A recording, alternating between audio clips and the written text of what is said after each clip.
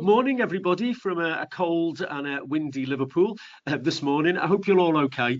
And thanks very much, everyone, for taking time out of your busy lives to engage, excuse me, with this webinar this morning. And thanks very much to Claire for organising it as ever. The ADHD Foundation has worked in partnership with the Witherslack group for a number of years. It's a very valued partnership for us, and it's always a pleasure to be presenting webinars for the Witherslack group. Now, as Claire mentioned, this is a kind of a follow-on from a session that I did on the 28th of September, all that time ago. And in that session, which was about ADHD in girls, there really was too much to cover in just one hour-long session. So we talked a lot in that first session about what ADHD is, some of the particular considerations that we need to be mindful of when we think about girls and young women and ADHD. And I'm not really going to repeat all of that. I am going to do a little bit of a recap. But I would just like to echo Claire's words there, that it would be really helpful if you weren't able to engage in that session back in September, or you didn't hear about it and this is the first session that you've attended, and then I really would encourage you to have a look at that recording. And I'm sure Claire will say at the end, you know, how exactly you can do that on the Witherslack group website, because it is there and it is available.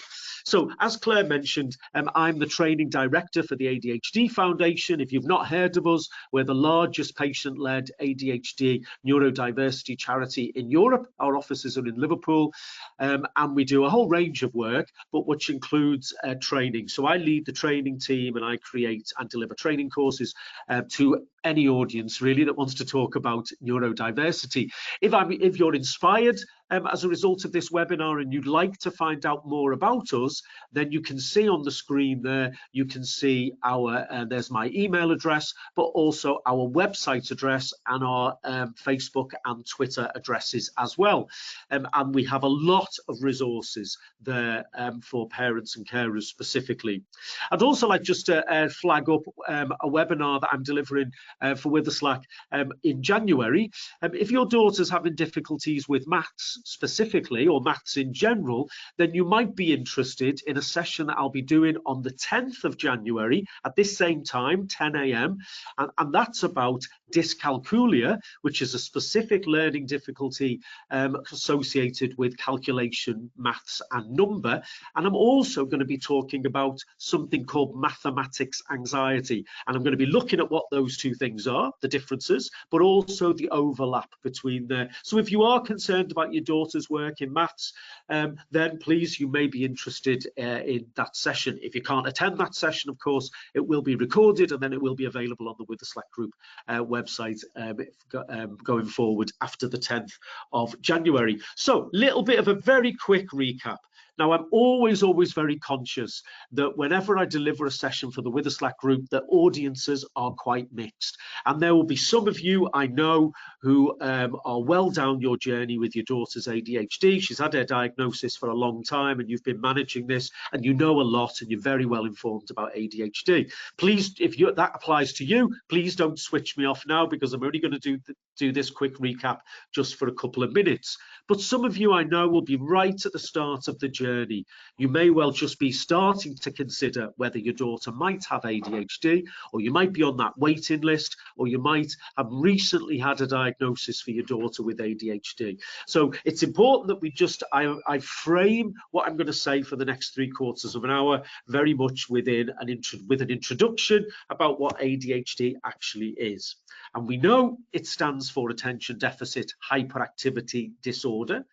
We know that ADHD is significantly more diagnosed, is more commonly diagnosed in boys and young men than it is in girls and young women. And in the webinar that I did in September, I explored in detail the reasons for that. And there are a number of them. One of them, of course, is this idea that we have what's called ADHD, attention deficit hyperactivity disorder, that you can see on the screen, and then we have something called ADD, which is attention deficit disorder. And one of the reasons why more girls are diagnosed with ADD and not ADHD is because of some of the ideas that we have around hyperactivity and what hyperactivity actually means. And this myth that girls aren't hyperactive and boys are hyperactive, or that significantly more boys are hyperactive than girls are hyperactive. I explained in the webinar last time that actually girls can be just as hyperactive, but it can present in different ways, and therefore there's some of the reasons why why girls get missed, especially in primary schools. So girls who present with features like excessive talk, what's called emotional hyperarousal, very extreme emotional presentations about lots and lots of different things. And then, of course, hypersociability. So girls who don't like being on their own, for example, want to connect all of the time. Maybe the way that they're doing that isn't very effective or can be annoying or tiring for other children or for adults, for example, but doesn't mean that there isn't a need there.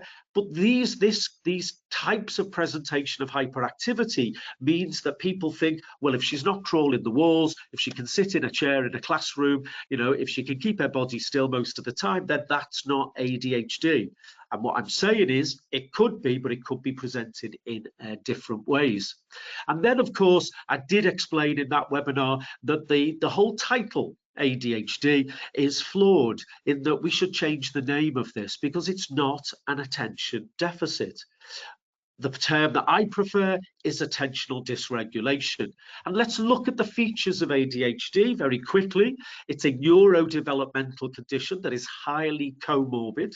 So there is a 60 to 70% chance that your daughter will have other conditions as well as ADHD. And we haven't really got the time in this webinar to explore that in detail. But what I would say to you is just to really keep an open mind about that. You know, if she's struggling with her reading, if she's struggling with her handwriting, if she's struggling with their maths, well, could it be a result of ADHD? And it could be, right? ADHD can specifically impact on the ability to read and write and do educational activities. Some of that could be maths, of course, but it could be that your daughter's experiencing dyslexia, dysgraphia, dyscalculia, those specific learning difficulties, but we don't see it because we look at children and young people through the lens of a single diagnosis. So please just keep an open mind about your daughter if she has that single diagnosis of ADHD. And I did argue in that session last September that I really feel strongly that there should be kind of broad-ranging and multiple assessments for girls, and not these single assessments for ADHD or autism or dyslexia or whatever the condition is. They should be having a neurodiverse assessment that really looks at the whole cognitive profile of your daughter. Because one of the other issues, of course, with the reasons why girls get missed is their ability to mask and suppress and camouflage the features and presentations and symptoms of their ADHD. Excuse me. Now, I don't want to overplay this in terms of gender, because we know that boys do this as well, and we need to be very mindful of that if you've got a son as well as a daughter. But we know it's a particular feature with girls and young women. So if she's masking her ADHD, then it's pretty likely that she's going to be masking other conditions as well. And one of the principal ones that we understand a lot about that go hand in hand with ADHD, of course, is autism. So, neurodevelopmental condition, highly comorbid. These are the three main features of ADHD that I'm sure if you've been around the ADHD community for any length of time, you're very familiar with. Inattention, I've explained, hyperactivity, but also impulsivity, impaired abilities to really think through the consequences of your behavior, your actions, and your words. But there are three other features of ADHD that are not so recognized in the title that I think are really important that we understand.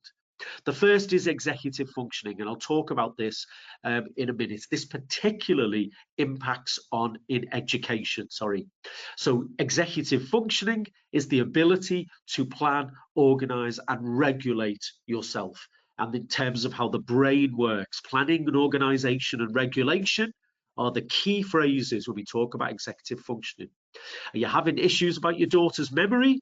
Is she struggling to retain information in school, for example? Very, very common with ADHD that there can be memory difficulties, and particularly working memory, which is the information that we hold in our brain temporarily that enables us to do the tasks that we've got to do.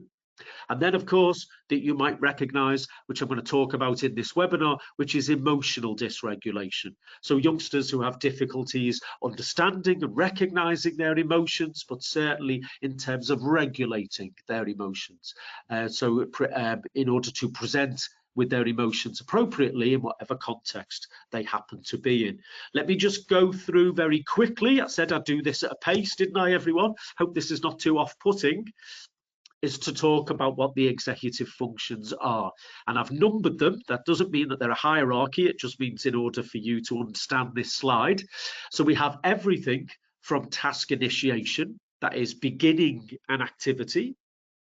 And you might be having experiences with your daughter where she procrastinates a lot, puts things off a lot before she actually gets going with whatever the task or activity is that she's got to do. And then to be able to handle a task and do it right through to completion, you need to control certain impulses, your emotions, your attention. And then when we're thinking about activities, planning and prioritizing, time management, people talk about ADHD or people with ADHD as having something called a phrase that I don't really like, but for want of a better phrase, time blindness, or a poor concept of time is a feature of ADHD. Then we have once people have started an activity and started a task, that ability to organize and sequence information, to decide what needs to be done first, what is important, where I need to spend the greatest amount of time. Then when things change in a task, the ability to be flexible, and underlying all of this, all of these key executive functioning skills is one, the ability to self-monitor yourself. Where am I up to? How am I doing? Do I need to change anything? And the ability to hold information in your brain whilst you're doing all of these tasks. One of the clearest strategies for any child with ADHD from parents and teachers is that we take out as much as we possibly can from working memory and we externalize it in some way, that we reduce what's called the cognitive load and the memory load from children and young people with ADHD, and we don't expect them to hold lots and lots of pieces of information. And one of the best strategies for you as parents and carers in terms of supporting your daughter's memory is repetition. We have something called myelin. Myelin is a sticky substance that wraps itself around neural pathways in the brain. When a neural pathway in the brain is coated in this sticky substance, the process is called the myelination process. It means that neural pathway is stronger and also faster. Okay, so one of the key things that you can do with your daughter is to keep repeating key information, key instructions that you want your daughter to really grasp and learn. Keep drip feeding it over and over and over again. Repetition is the best strategy to support memory. You know it yourself, don't you? The more you do something, the better you get at doing it and the more able you are to remember it. Right, okay, so that was a very, very quick overview of where I'm coming from with ADHD, because what I want to talk about are some strategies to support your daughter in terms of the features and presentations of her ADHD. So hold on to your hats, everyone. I've got, 30 minutes. I'm going to do please engage with the Q&A in half an hour. So I've got half an hour to throw as much at you as I possibly can. Well, I did talk a minute ago about emotional dysregulation. If your daughter's really struggling with that, she's having, for example, angry outbursts, or she's got very low resilience and is giving up very easily, or she's crying a lot and saying, I can't do this. Or if she's, we talk about fight, flight or freeze stress response that many youngsters with ADHD experience on a regular basis, or if she's trying to run away or get out of things or situations or activities, and is presenting with lots of avoidance strategies, or if she's experiencing that freeze element of the stress response, which is she's just shutting down and you're not getting anything from her, and when you're trying to talk to her and ask her what's wrong, then very little response. That's the limbic system, the emotional brain for your daughter, telling your daughter to hide. Well, she can't hide because she's in a room with you, okay? But so the way in which your daughter might respond then is to shut down. Some strategies for you here. The first one is, of course, for you to really observe your daughter over time. What patterns are you seeing? What are the triggers? What situations are eliciting that emotional response? And for you to keep a record of this, to keep a record of the emotional outbursts, the situations or triggers or stimulus and things that are happening, and to try and think, step back and think, what is my daughter communicating?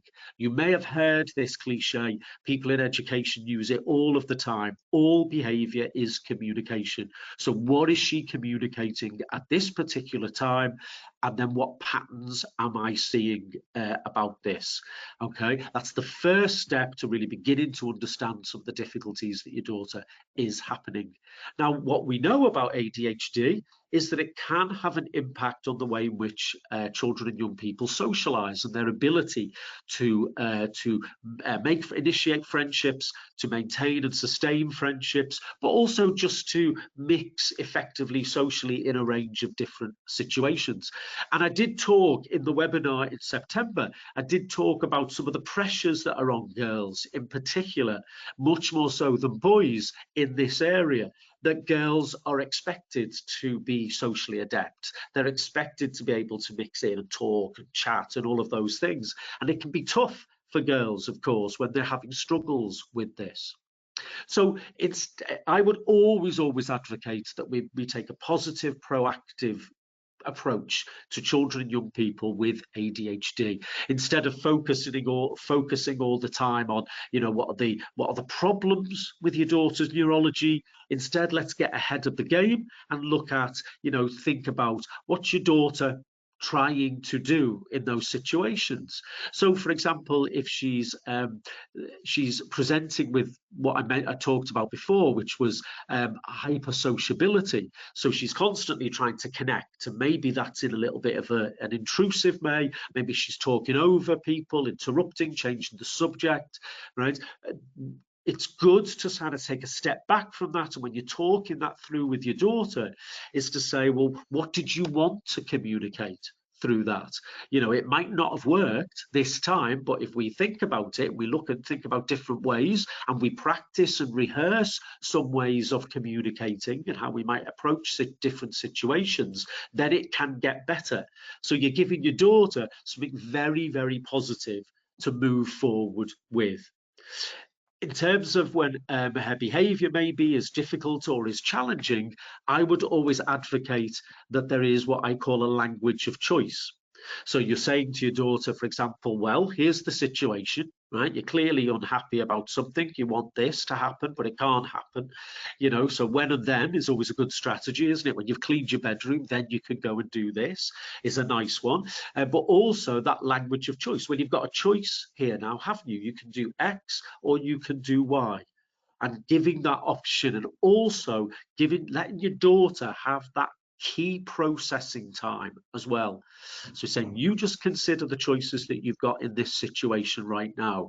Maybe move away from her, lose eye contact with her. You know, if it's potentially unsafe, then obviously stay in the vicinity and just, you know, be there and be mindful of personal safety for everybody, including your daughter, but also just give her that opportunity just to process what it is that you have said. Always remember that, you know, when you're asking your daughter things or giving instructions, you know, she's got to work a little bit harder than neurotypical children to, you know, kind of reduce the peripheral distraction within her brain and within the surroundings, then to really work on and grasp that information in her working memory then she's got to make those connections to give you the response or to think through what is going on. So always think in terms of, what does she want from this situation? How can I talk to her about this? And then how can I then support her to get what she wants from social situations in a different way that is much more productive, and do it within that context of, we have choices that we make all the time within our lives and within our social interactions. So there's the choices that you've got. Now you think. Non-verbal signs are really good. I used to do this. I was a teacher for 25 years. I used to do this a lot with youngsters with ADHD. And it also reduced the amount of times I was actually saying a child's name and therefore bringing everybody's attention to it. But it might be something to think about with your daughter. And what would be really powerful in this is when you agree it with your daughter. Okay, so she's had a say in, what are the non-verbal signs that how can we communicate with each other non-verbally when I just need you to stop talking, I just need you to back off, I just need you to just be still and give me your attention. You know, what can we do it, and can we do it with a smile on our face as well? And that, you know, be really strict with yourself and say to your daughter, you know, these signs, you know, will not go any further than me and you or our immediate family, for example, you know, and stick to that, okay, and see that it really works. You know, very simple hand gestures around, just stop now, just think for a second, what you know, what do I need to do, what choices have I got in this situation, and guard her privacy with that. Just a little bit about understanding excuse me, just a bit about understanding the brain here, and I think that's really, really important. I know a lot of you will have done a lot of work on this in terms of really studying and understanding your daughter's ADHD, but just a little bit of information here for you about what's called the HPA axis, some people call it, or the HPA process here. You can see down the bottom there in green, apologies if you're colorblind, there's the box there with the white writing in the middle there that says the brain stem, which is the first part of the brain to develop. This is very much your primitive brain, your instincts around survival here. And then we have the part of the brain, or the front of your brain, or some people call it the engine of your brain, which is the prefrontal cortex. And that's the bit in purple there that you can see. And that's the part of the brain where you rationalize, where you think, where you go through, you know, look at your options, you decide what you're going to do, where you argue, where you empathize, where you plan, where you organize, where all your executive functions take place, the engine of your brain.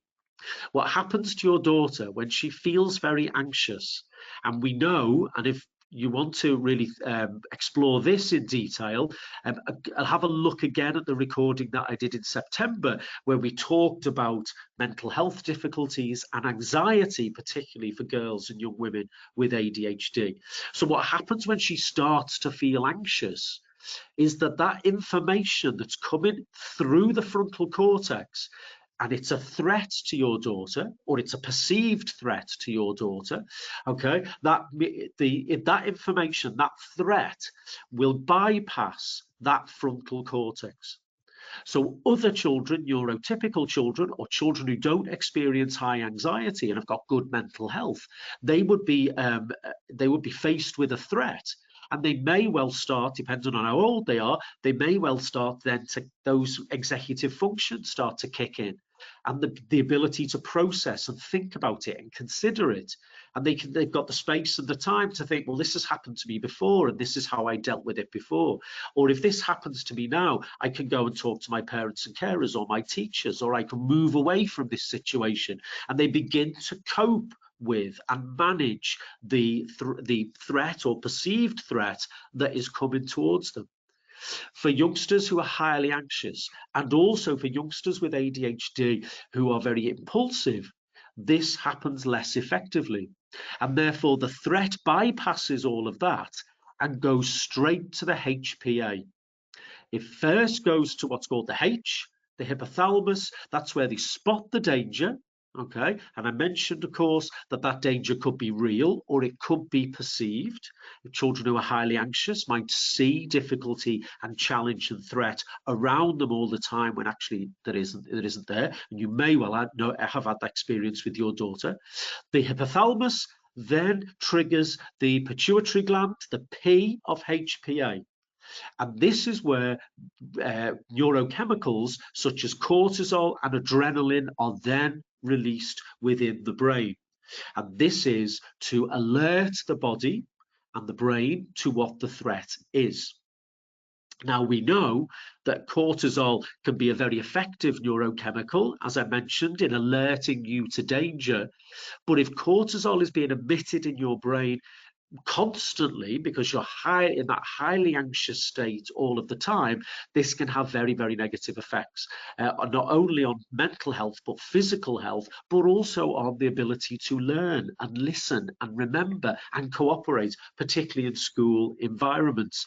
That's why I always use McCulloch's quote, which is, anxiety leaves an imprint on the brain and makes it more difficult to focus and concentrate. And then, of course, when those chemicals have been released, then you have the amygdala. And the amygdala is where you respond, where you either fight or you flight, you try to get out of it in some way, or, as I mentioned before, you freeze. And this shuts down the frontal cortex of the brain and then makes it really difficult. And you know this as well as anyone, don't you? When your daughter's having a meltdown, that's not the time for you to try and talk to her, to rationalize, to explain, to argue. You just have to keep her safe, keep everyone else safe, and ride out that meltdown. And then afterwards, that's the time when we begin to talk to your daughter about what is triggering it. All right, what's happening? What does she see? How ways in which she could manage that in future?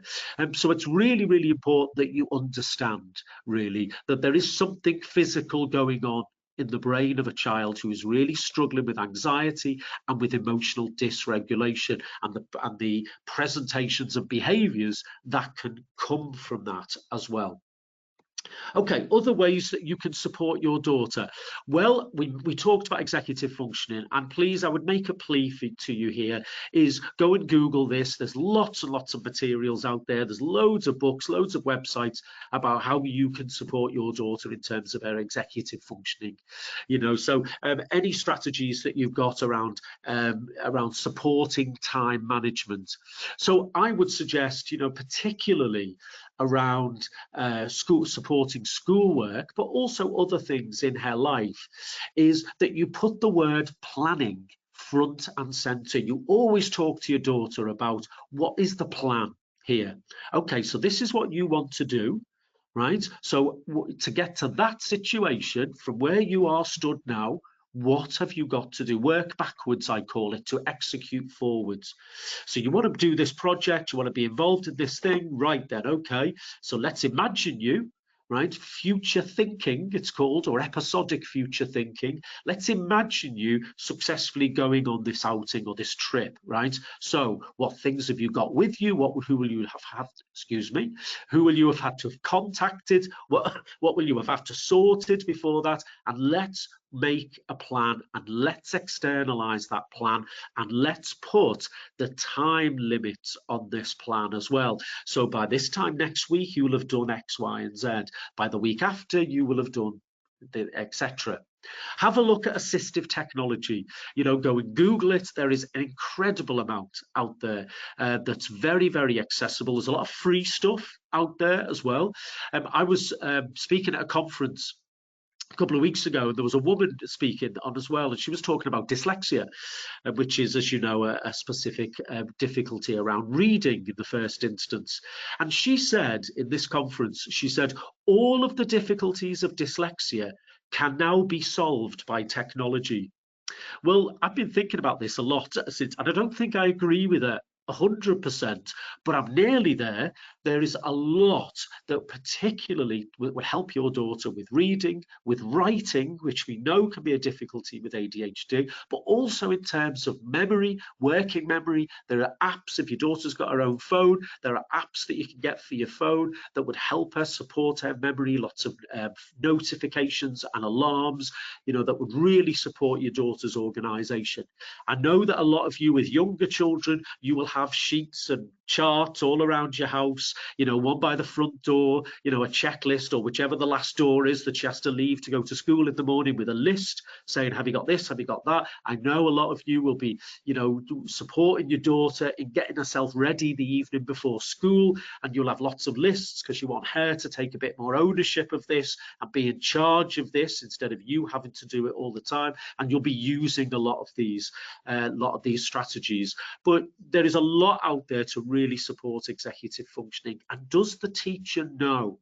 One of my real passions, does the teacher know the executive functioning impairments of ADHD? And take it from me, everyone, as somebody who's spent the last 6 years going into schools, colleges and universities all over the UK and talking to teachers about ADHD, there are a number of teachers out there who are not aware of this.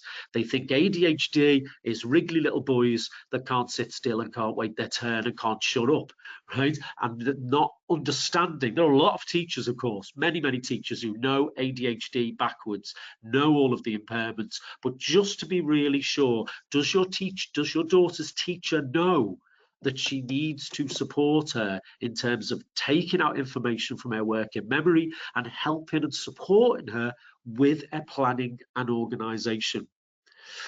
One thing that's worrying me at the moment, everyone, is I'm talking to a number of schools around rewards, and schools that are saying to me, we don't want to do rewards anymore because we don't want children to work because they get something on a Friday or they get a point or a token. We want children to work because they want to do it.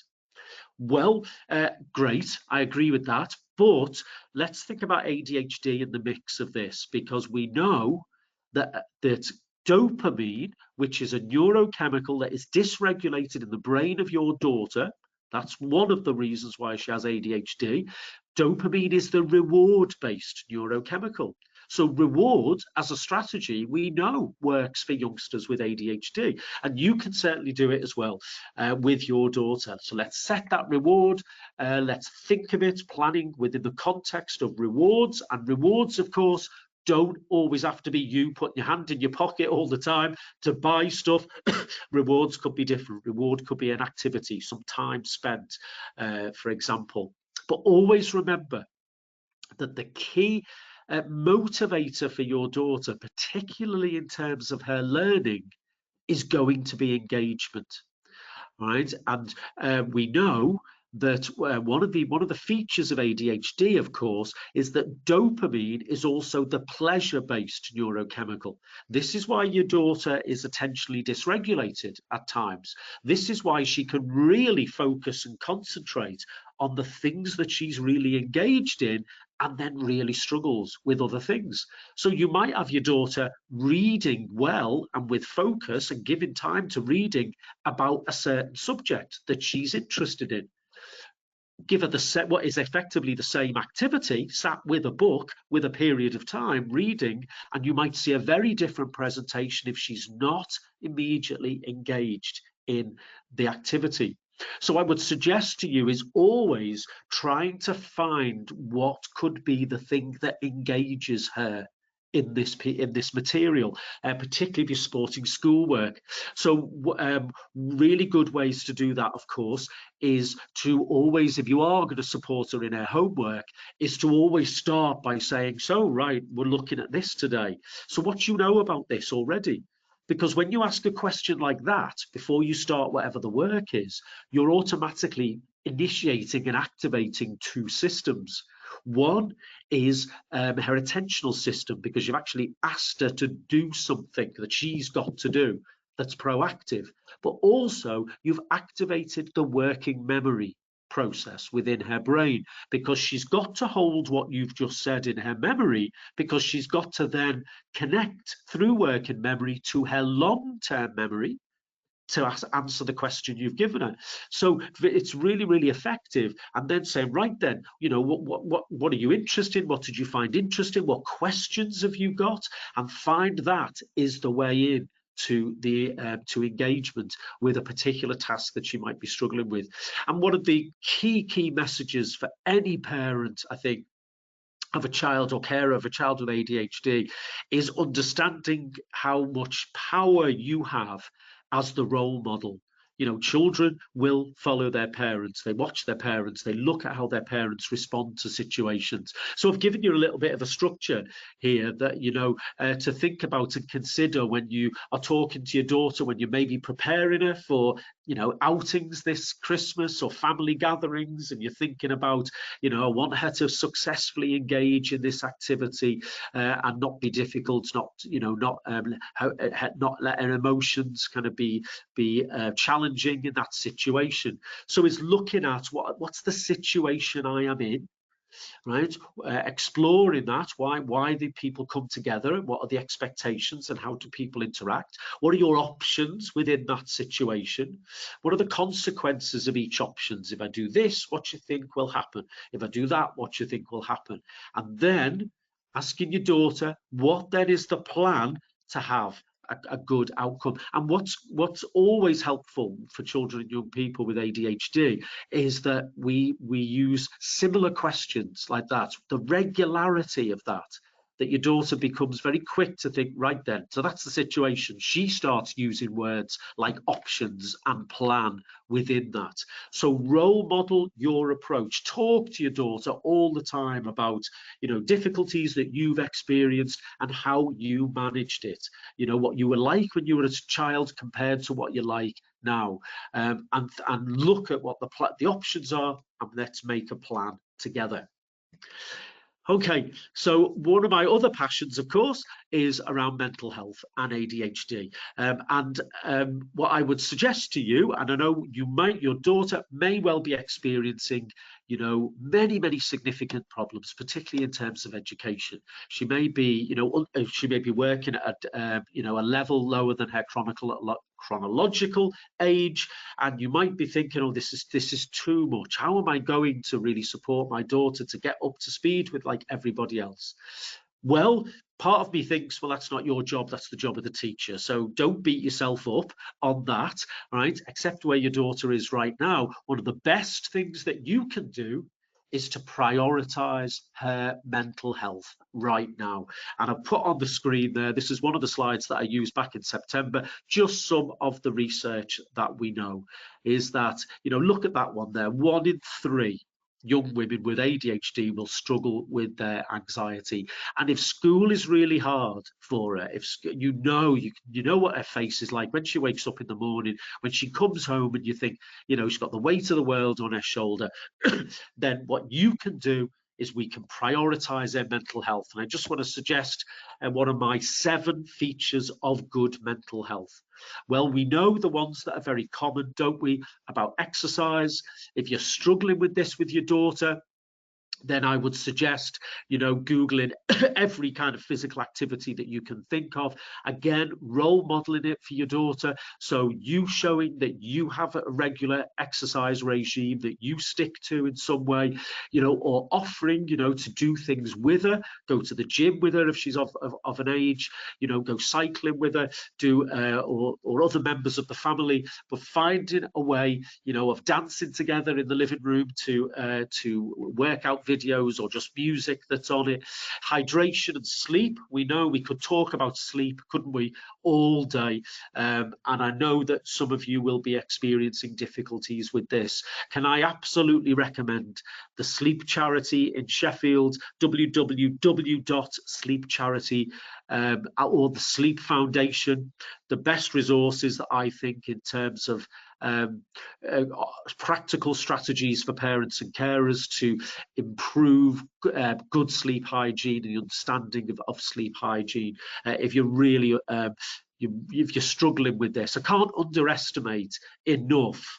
No, so not underestimate. Sorry, I can't stress enough the impact that poor sleep has, not just on mental health, but also on the ability to function effectively right through the school day, to remember to focus and concentrate. And if you are having real sleep difficulties with your daughter, then obviously I would suggest that you really address that and really look into that. Creativity doesn't automatically mean that she has to sing, dance and act. If your daughter's not into those things, if she is, great. Creativity can also be making, building things. Can be collecting things and presenting a collection in some place, in the bedroom, for example. But it can also be planning things. Doing for others is really helpful to our mental health. So planning with your daughter, or letting your daughter take the lead on a plan for somebody else within the family or friends to do something nice for them. And that, of course, will then involve making a plan. The more connections your daughter has with a range of different groups, and I know some of you will be driving your daughter around all over the place every night to different organisations and clubs and activities, and that's excellent.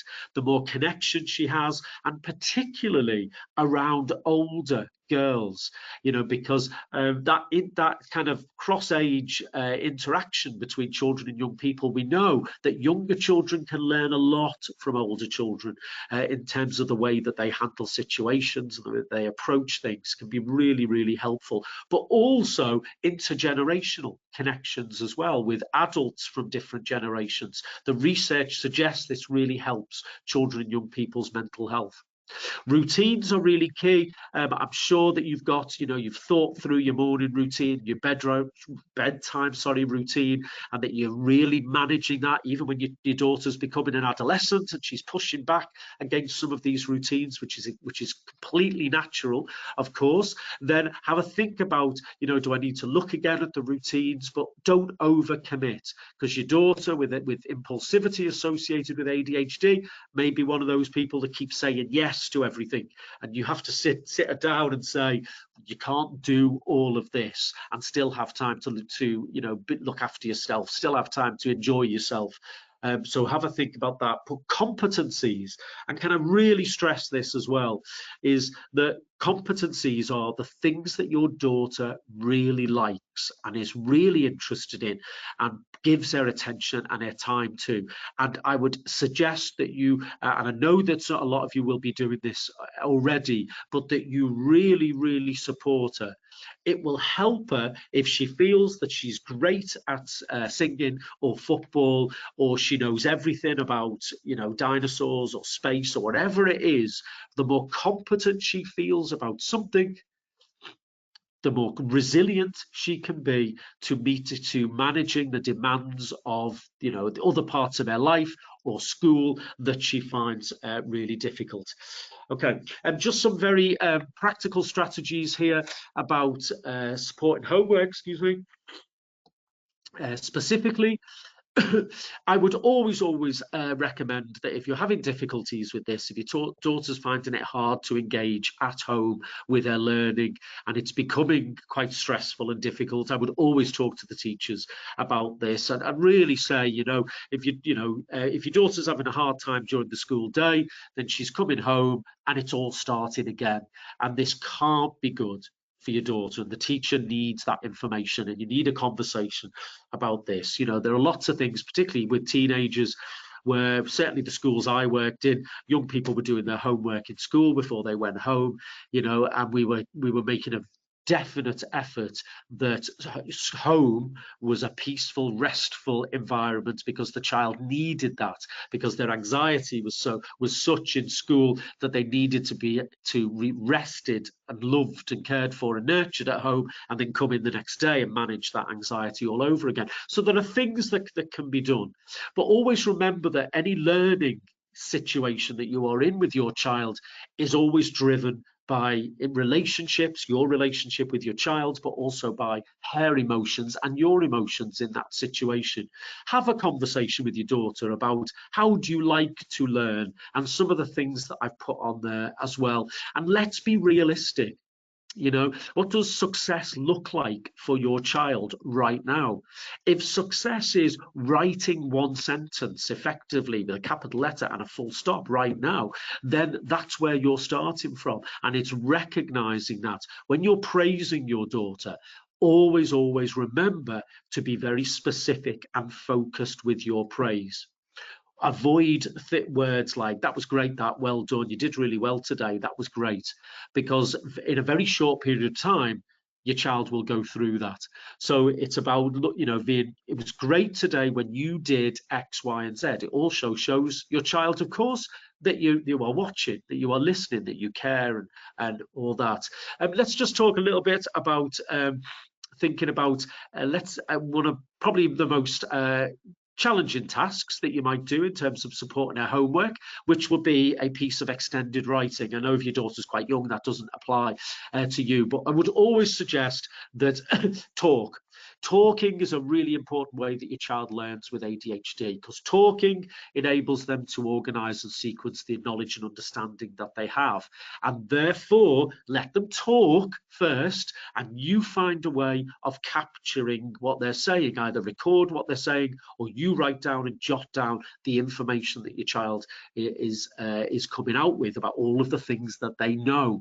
Because when we talk about things like writing, then often what happens is, that because of difficulties with writing, the child only expresses a certain percent of actually what they know and understand already. So let's try and capture that as much as possible. And then we start to think about how we group bits of information and knowledge together. And you can see we're beginning to look at, the structure of a piece of writing. And then thinking, when we've grouped bits of information together, how do we prioritize that? What's the most important bit?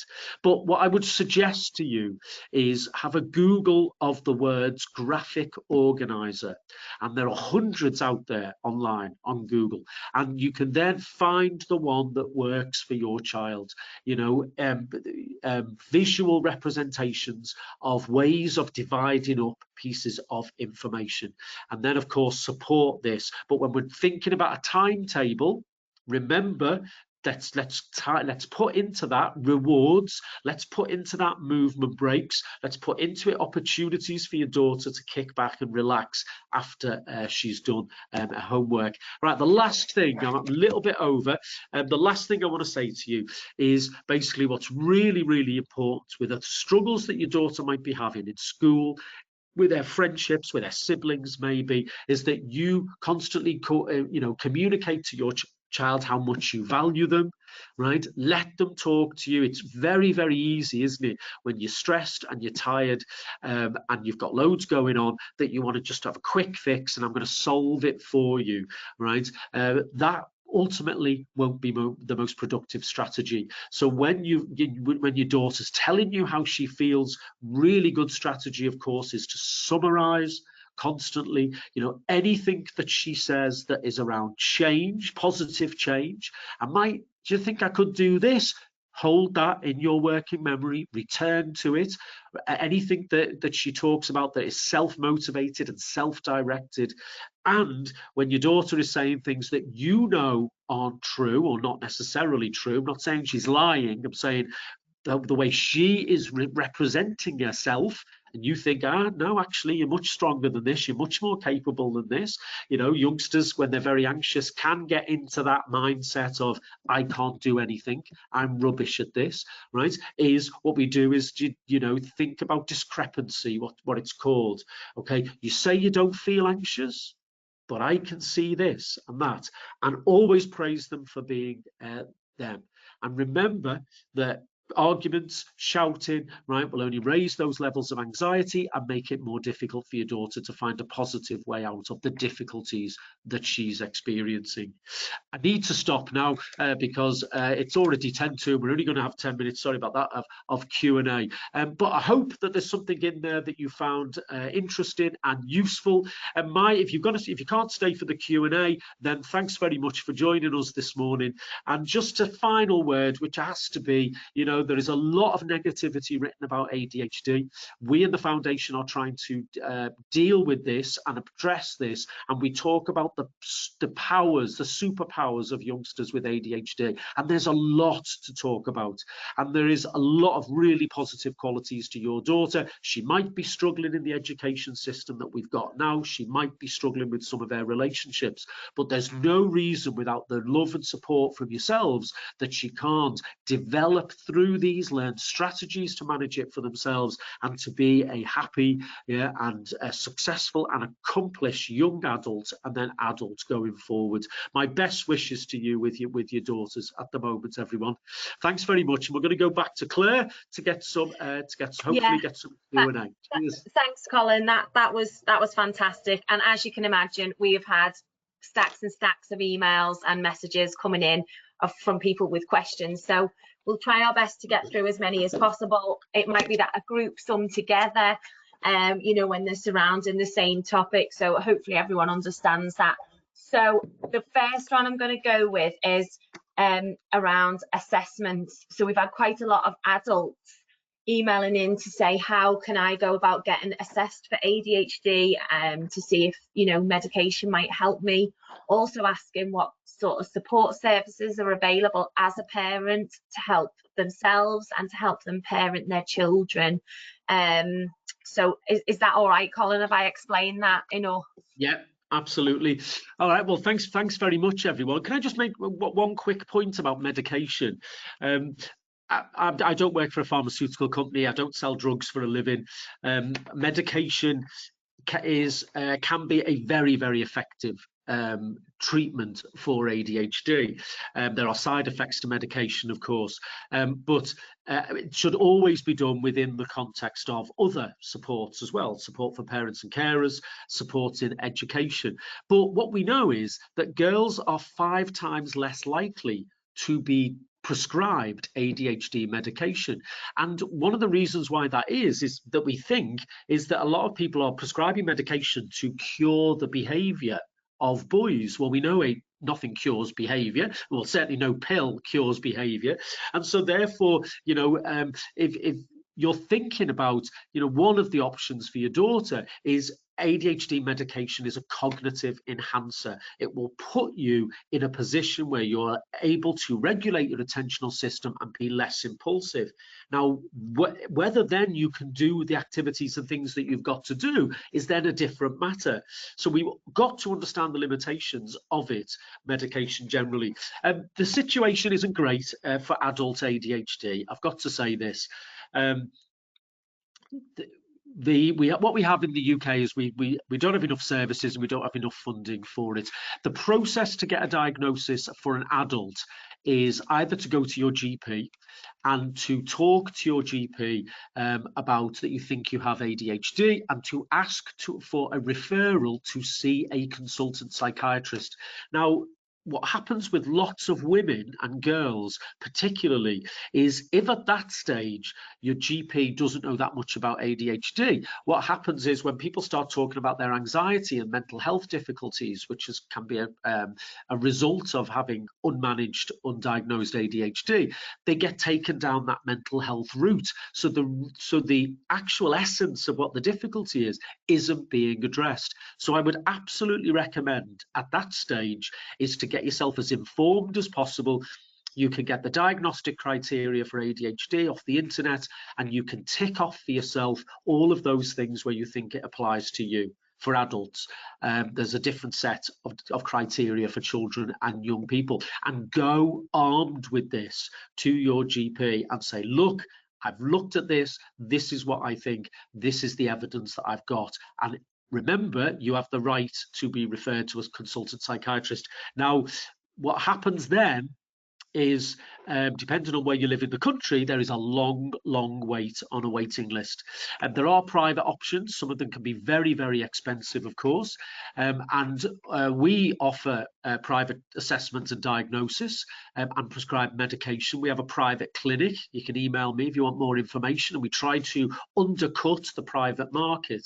Remember, if you do if you do think about going private for your assessment and you do want to look at medication as an option, you must go and see your GP first, because your GP needs to give you the answer to would he or she accept the private diagnosis, because you could then spend lots of money on the private diagnosis, go back to your GP and say, well, I've got a diagnosis of ADHD, now I want to try medication, and your GP says to you at that point, no, I don't recognise that private diagnosis. You have to go on the NHS waiting list for years in some cases. So it's not great. But remember, it's only a consultant psychiatrist who can diagnose ADHD and can prescribe medication, or somebody who works within their clinic can prescribe medication.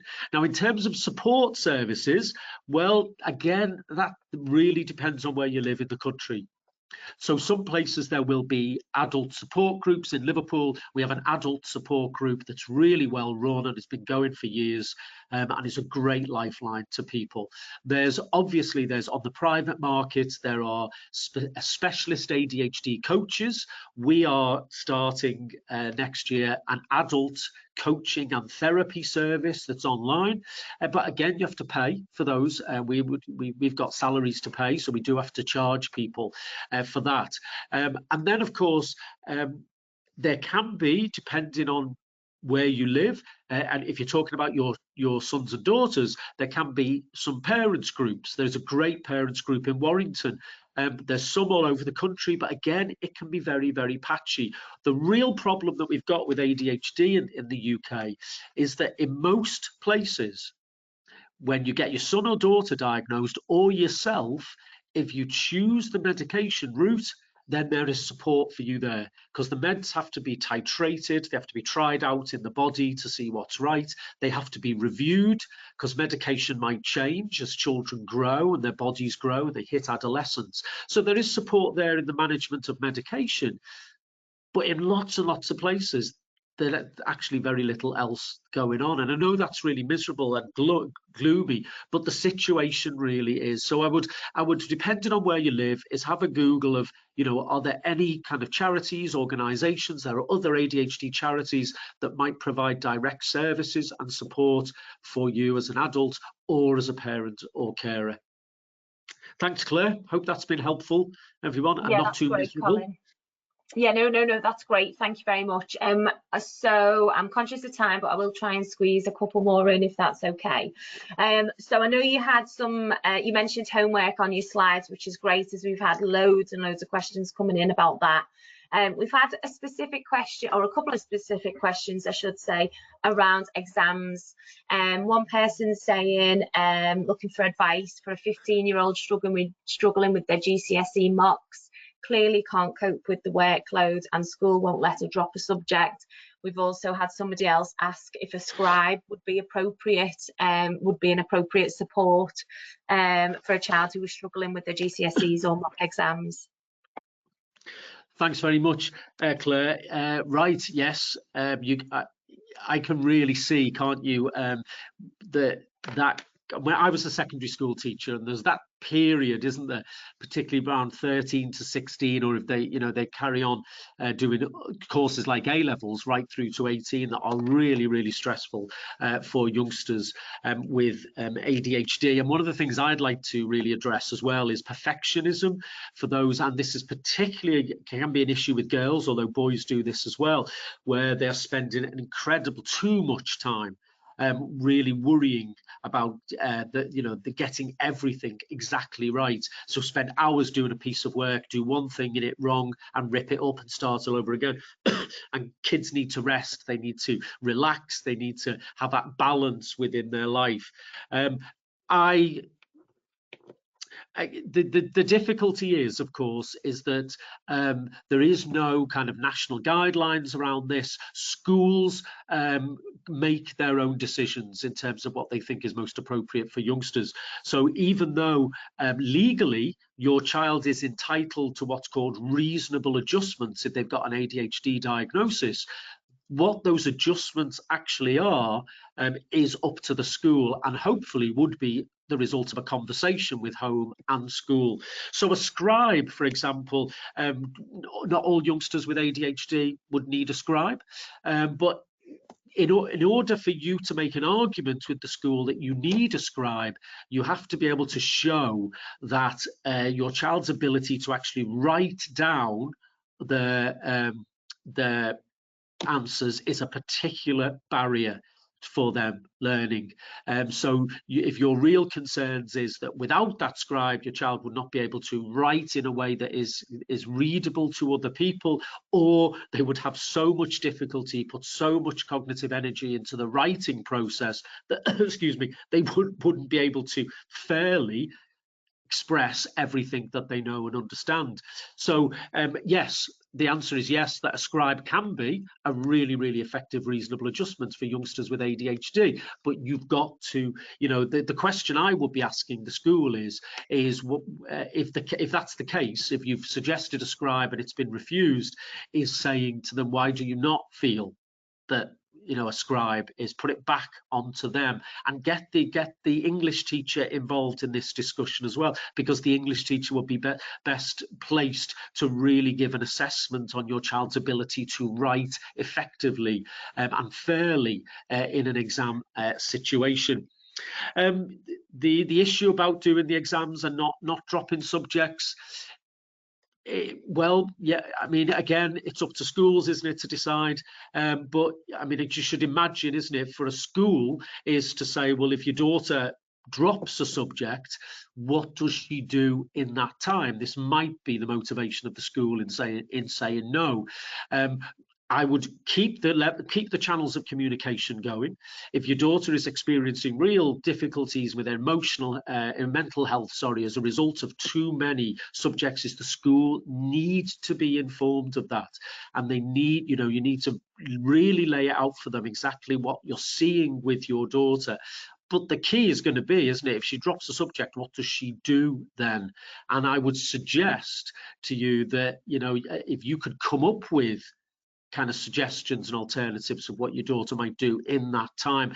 You can see, can't you, from schools thinking, well, you know, we're going to start a chain of events here, aren't we? If we allow this child not to do this, who's then going to ask? But this has to be balanced, doesn't it, with a real awareness and understanding of your daughter's mental health. Her well-being has to come, in my opinion, before the number of GCSEs that she's got, and also to have that conversation about, you know, what's good for her is that she has achievement in education, and if that achievement is in X number of GCSEs as opposed to Y number of GCSEs, then surely that must be the first the thing that we must really prioritize with this.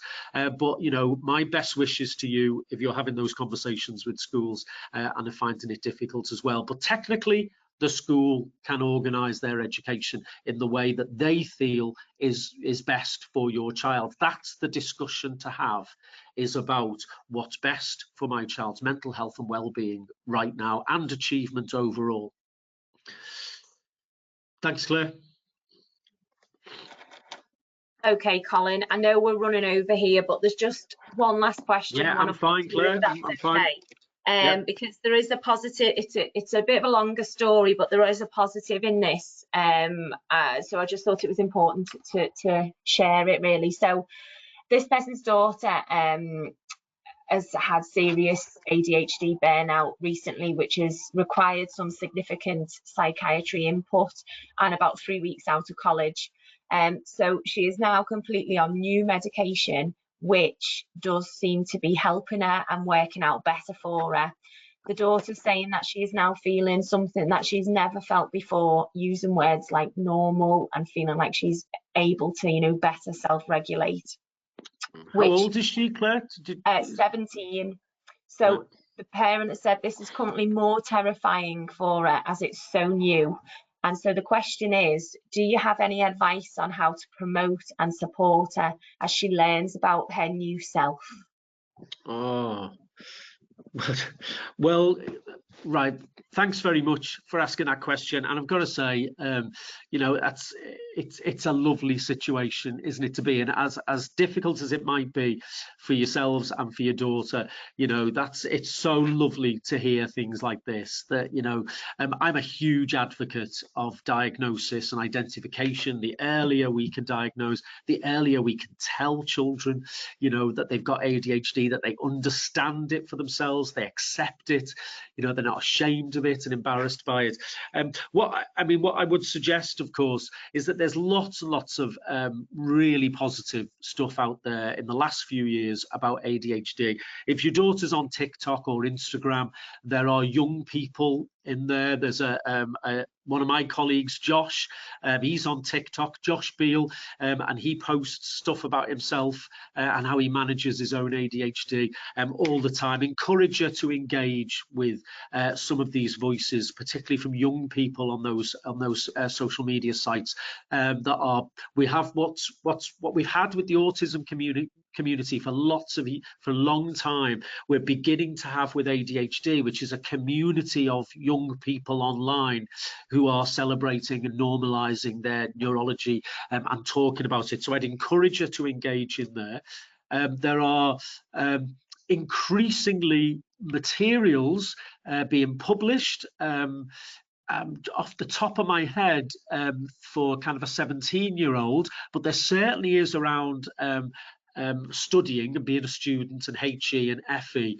So there's increasing kind of resources out there. If your daughter's thinking of carrying on, going to do further study, you did say she was 3 weeks out of college. I don't know if that means she's left or I don't know what that is, but there's have a look at, when you look at different educational institutions, is, you know, Google ADHD and that institution, and certainly some of the FE colleges now, and not all of them, and universities, again, patchy, but there are some really good examples of institutions that are making a really putting front and center, this is how we support people with ADHD, this is how we understand it, these are the supports that you would get in a higher education environment. Because what would be concerning me, particularly around a 17-year-old, is, you know, if we've got her to this stage and she now is beginning to feel much more normal and you know, with herself, and beginning to really understand what she's capable of, that she rushes into kind of going off and leaving home and going to study, and some difficulties can be there, and what supports are in place for her then. But, you know, I would suggest you don't stop with you said she's had significant psychiatric intervention, is don't stop with that. The nature of it might change. Coaching model more than, I say, a psychiatry kind of model, but now it's critical, isn't it, this time, that she begins to look at, you know, what do I now want to do with my life? What are the opportunities there? But what do I need to think about in terms of, you know, just making sure that I maintain this current positive trajectory that she's on? So there's lots and lots of websites out there that she can access in terms of living well with ADHD, looking at some of the technology that will help her to do that. If she can get involved in a local area around, you know, if there is a young person, they're quite rare, but an adult, she's could be moving towards adulthood, isn't she? If there's an adult group that she could engage with and get, you know, connect with other people out there who've got ADHD, young people. But also, I mean, what's really exciting, isn't it, is about, you know, thinking about a kind of a life coaching model for her, because what does she now do with her life? Because I completely get the tone of the question, which is, you know, we've got to a stage where she's kind of, you know, feeling okay, feeling normal for maybe the first time in her life. All of those options are opened up, and it'd be so exciting for her to get some real quality kind of advice and support. And again, I go back to my points before about, you know, what's she interested in, what's she good at, what's she passionate about, and let's look at that as your starting point of saying, well, you know, how can we develop this further and do more of that, what she's into. But you know, again, my best wishes to you. I'm really, really excited. Well done for everything you've done to get your daughter supporter to this stage at the age of 17, and there's could be a really exciting time ahead for her, and I wish her all the best, but don't give up on with some kind of ongoing therapeutic support or coaching support for her, definitely. Thanks, Claire. Well, that's great, Colin, and thanks so much for today. That brings us to the end of today's webinar. So a massive thank you to Colin